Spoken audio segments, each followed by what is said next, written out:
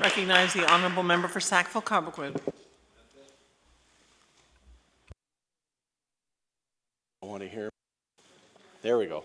Thank you, Madam Speaker. And I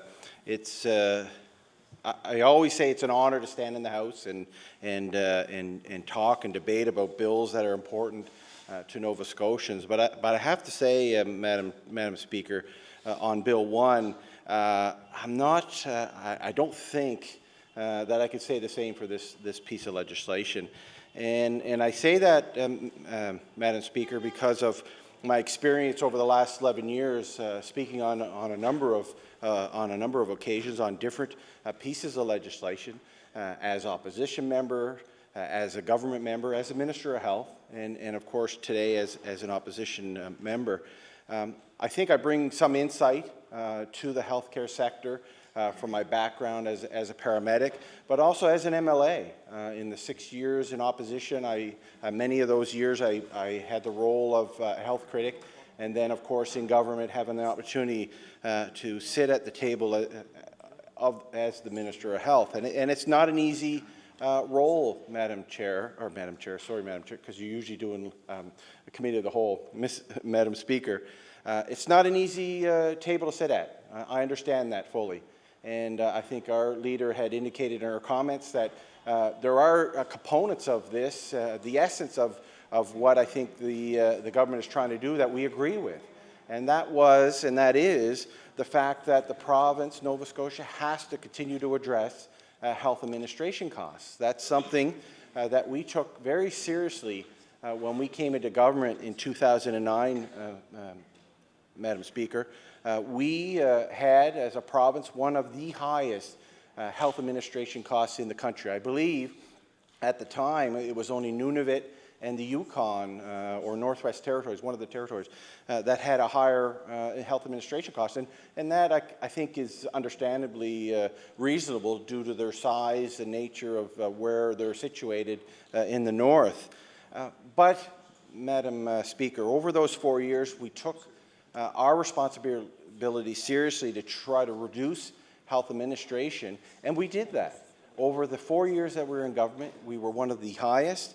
We were below the national average, and that's not just my leader and myself saying that. You can go to CIHI, you can go to the figures that are released by CIHI, and it indicates that Nova Scotia had the best record of reducing health administration costs between 2009 and 2013. We reduced it by over 23%, and we had a savings of about $14 million, Madam Speaker, $14 million. And what we did with those funds, Madam Speaker, was put it back into frontline health care. That's the whole goal.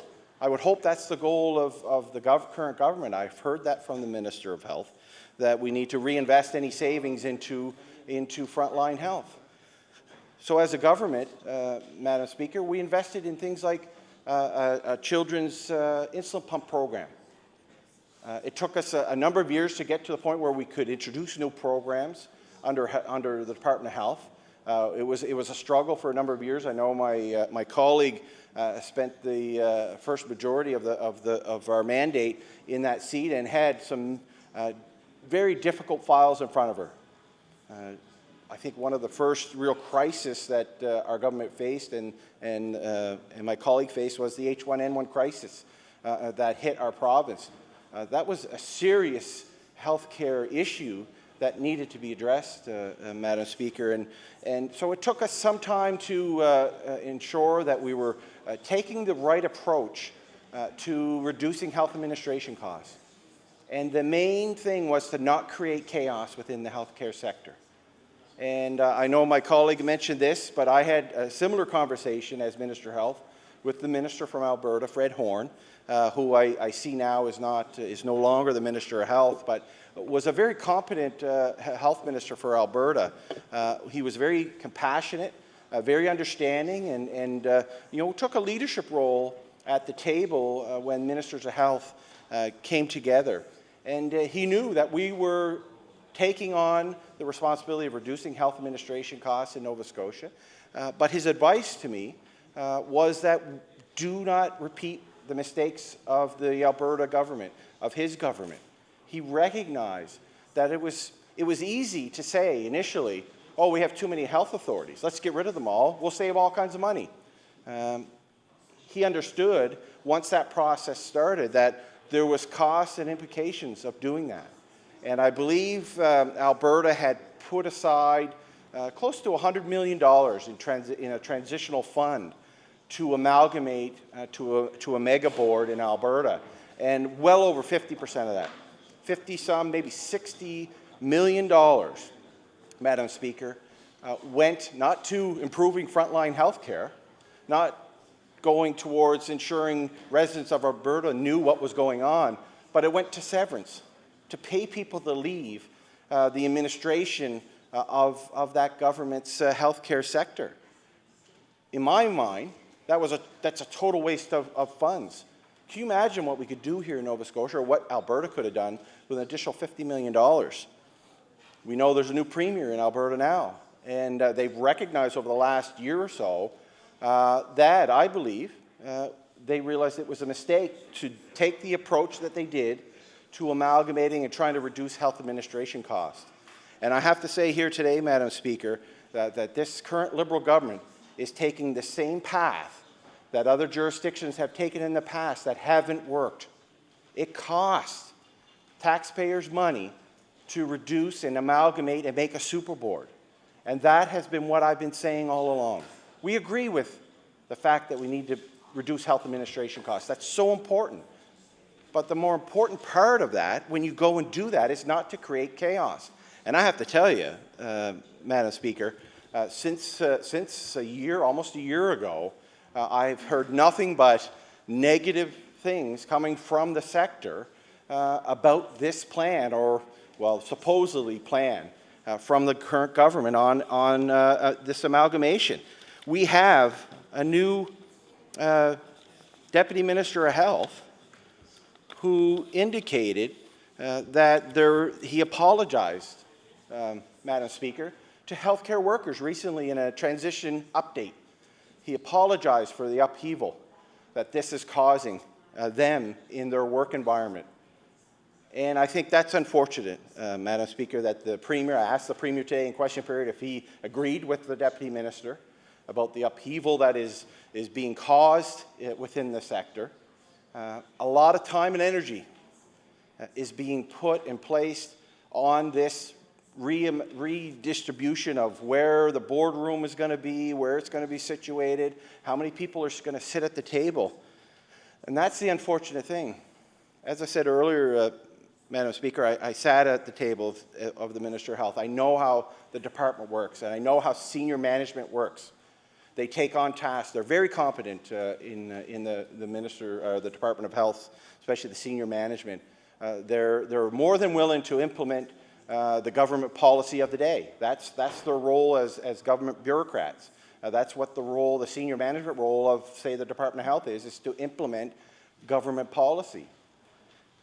But I know, because of initiatives in the past, that they're giving it their all. They're spending a lot of time and energy trying to focus on how do we amalgamate the district health authorities in our province. And the unfortunate thing is, I know the talent that is around the table currently trying to figure this out, because we were told, and it's very evident to me, that when this promise was made by the Liberal Party prior to them getting into government, that they really didn't think it through fully. They had no actual plan in front of them, even though they had a lot of time. They've been talking about this for a number of years. And now we see we're a year in of the current government. We still don't have no structure in place. Yes, we have I can't remember the term they call, but Ms. Knox, Janet Knox, is going to be the CEO. I don't know if it's pending CEO or whatever it is. She's going to be the CEO, but it's not until April 1st that we'll find out what the makeup is of the board. I mean, that's a year and a half plus after the election that we're going to finally see what the upper management of this mega board is going to look like. But on top of that, Madam Speaker, we learned through the bill briefing from staff, department staff, and from political staff, that then their work is going to be to come up with a vision, come up with the direction of this new super mega board. And then that won't be implemented until April 1st, 2016. I mean, Madam Speaker, that to me is a long time. The Liberal government's going to be halfway through their mandate before we even know what the vision and the direction of the new mega board is going to be. And that's unfortunate. That's not right for Nova Scotians to have a government come in, make a significant change to how health care is delivered when it comes to the administration component. And it's an important part of it. And I've said this in previous debates, Madam Speaker, that they're a very easy target. Health administrators, easy target. We don't need them. There's too many. They cost too much. But they're an important part of the healthcare delivery. We hear time and time again, and I've known through initiatives that we initiated as government, that we want those nurses who are trained to be giving care to patients, at the bedside, not sitting in offices trying to figure out HR issues and other health administration issues. That should be taken care of by a health administration team. And we're going to continue to need them. They're an important role, and they play important.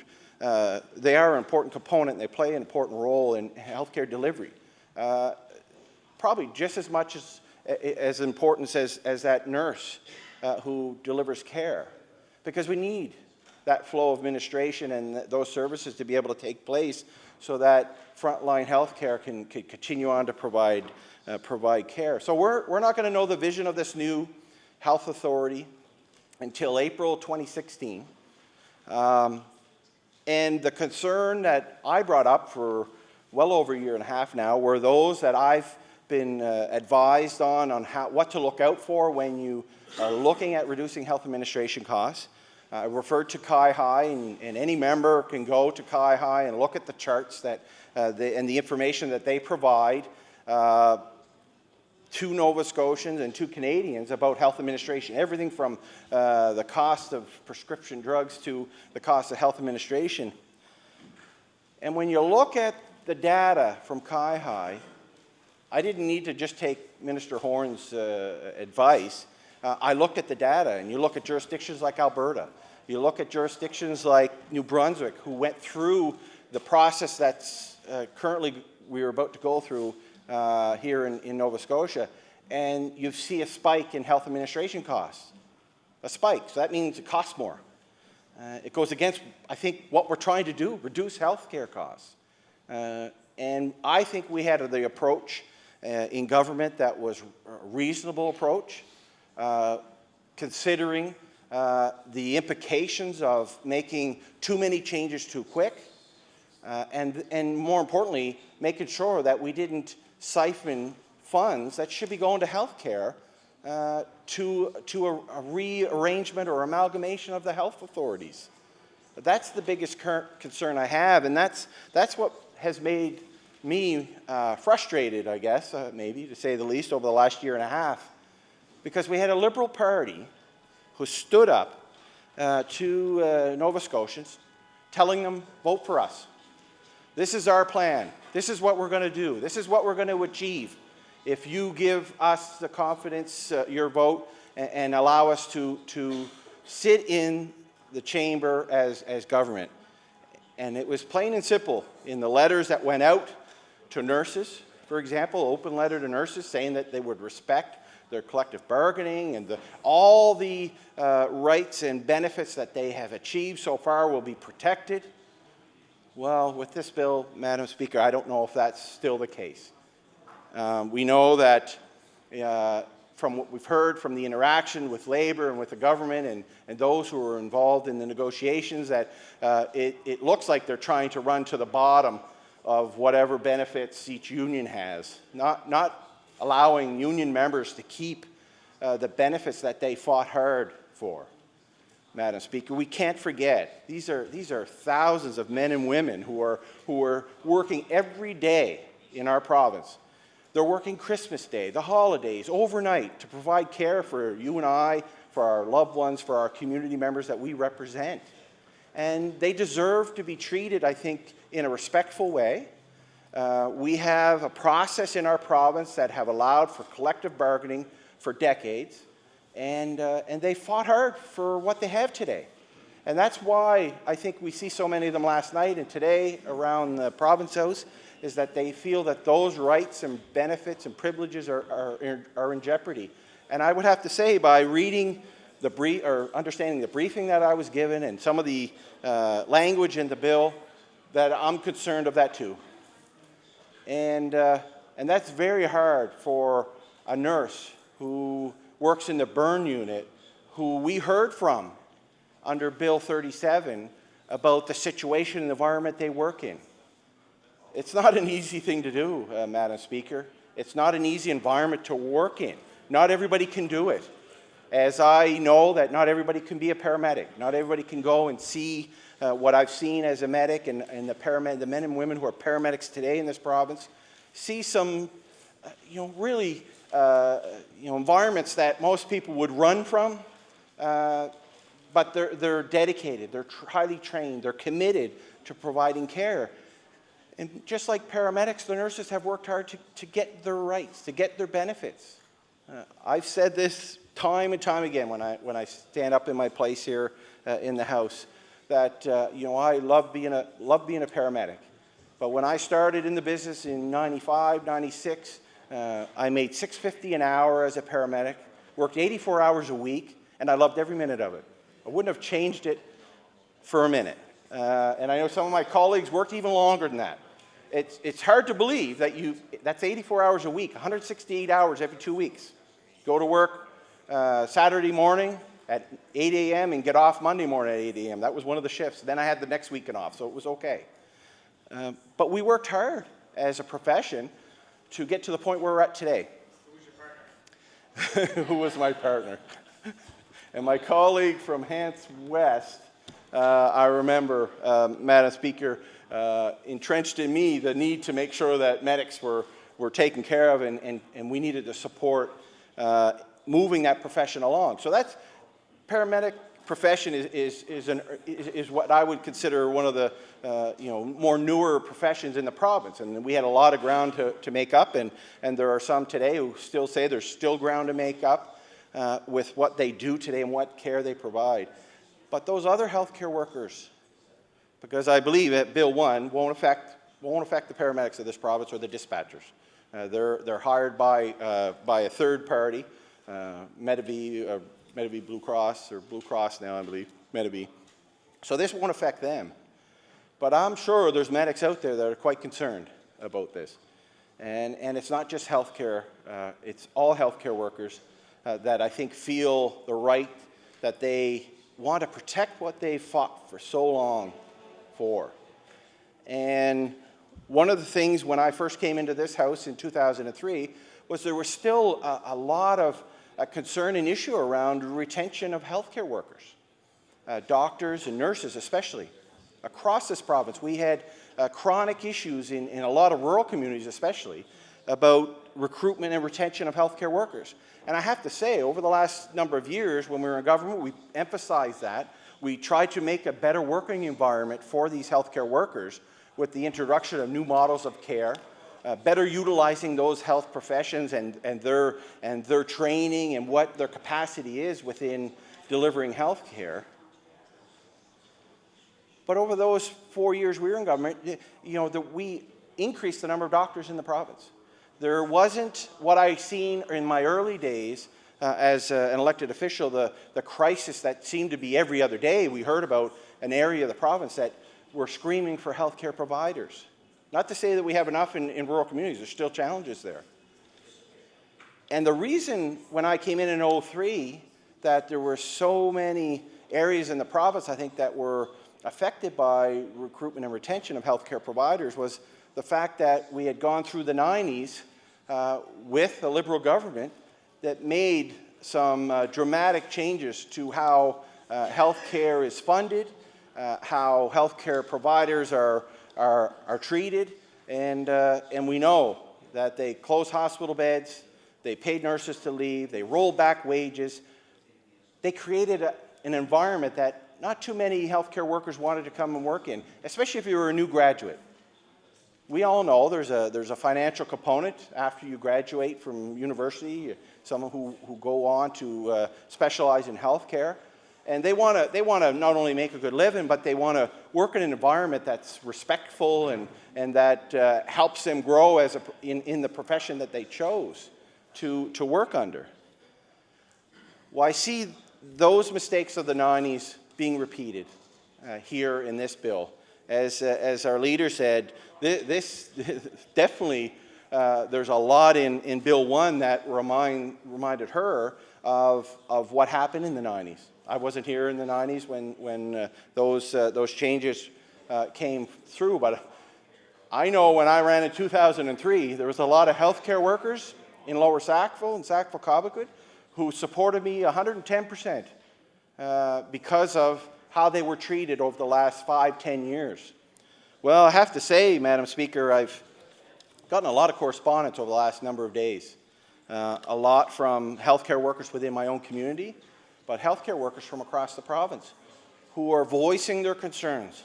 And many of them are sending emails, writing letters, not only to myself and to my caucus members, but I'm sure the PC caucus, but to government members.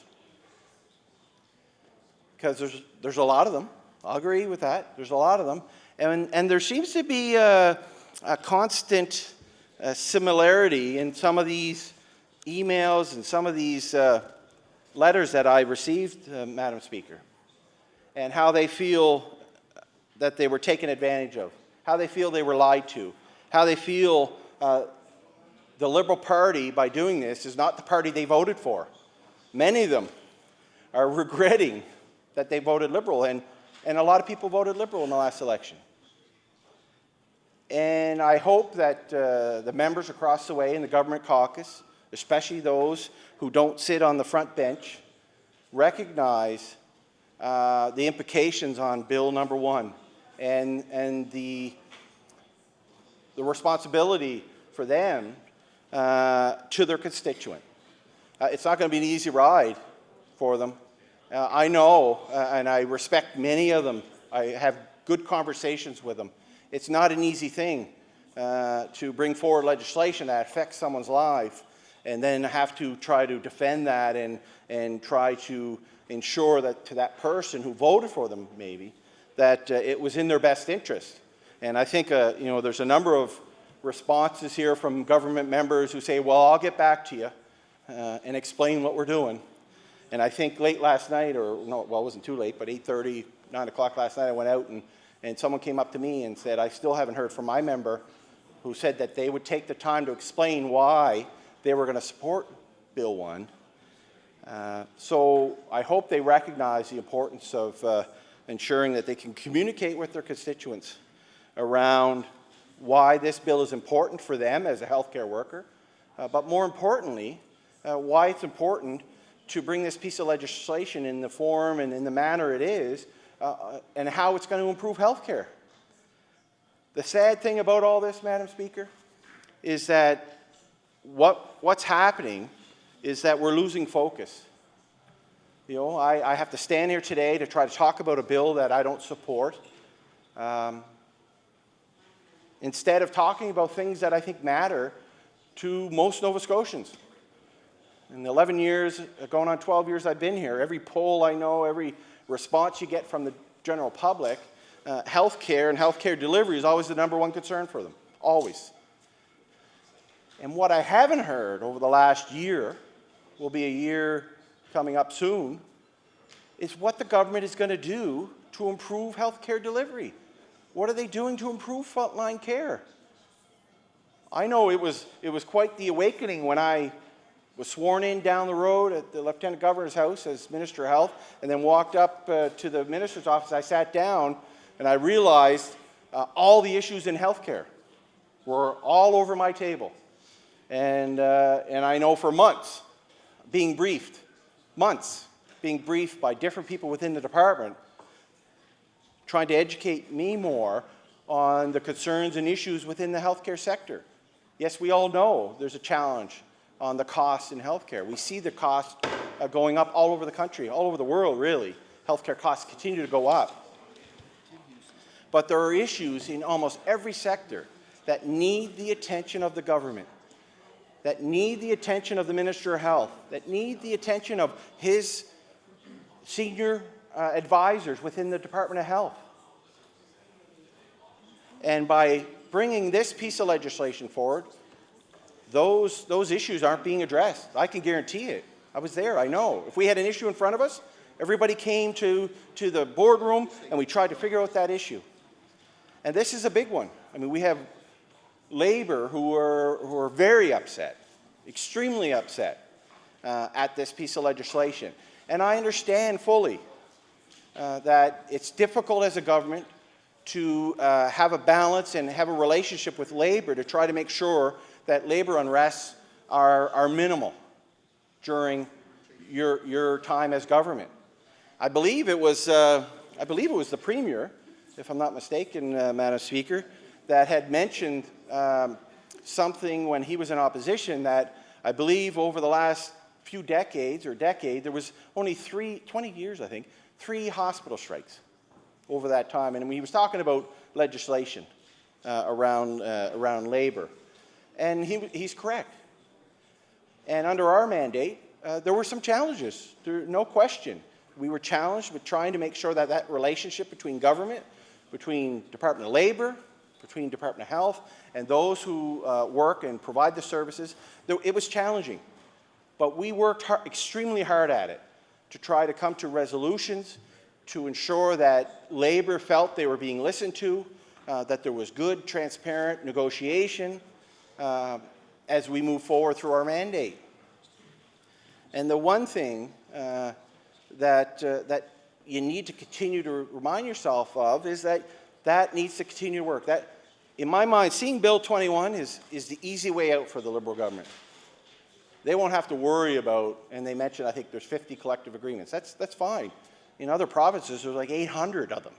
They still manage to negotiate with those bargaining units, and there's not too many jurisdictions that have taken the step that this government wants to take with amalgamating them down to four different unions. And we've gotten a lot of correspondence, I said, Madam Speaker, and I'm going to just quote from a couple, and then once I'm done, maybe at the end of my speech, I'll make sure it's tabled. So it's tabled, and it's from Kelly Kennedy. And I quote here, "I chose to become a registered nurse because I wanted to help people. I worked 12-hour shifts, miss holidays and weekends events with friends and family, and I never complained as I knew this when choosing my profession. My coworkers have become my second family, and I'm very fortunate to work with an amazing team of professionals and support staff. I'm very disappointed that your majority government clearly doesn't see our value as you plan to create chaos and resentment in our professional lives by forcing us into unions and appointing leadership.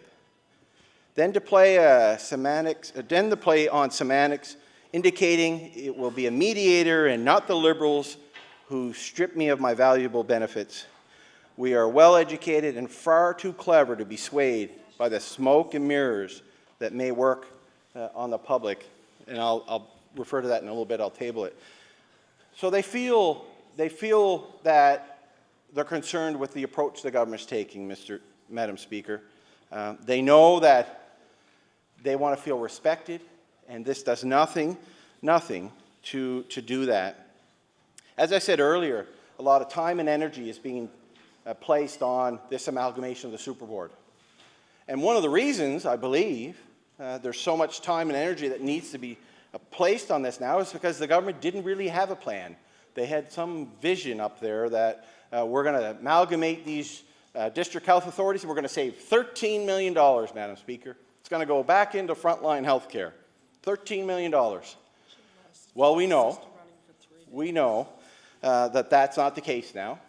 It took the minister a little bit of time to figure out that he oversimplified that number in their platform, that it wasn't $13 million. Can't do it. Can't do it. He said he can't do it. That wasn't the promise.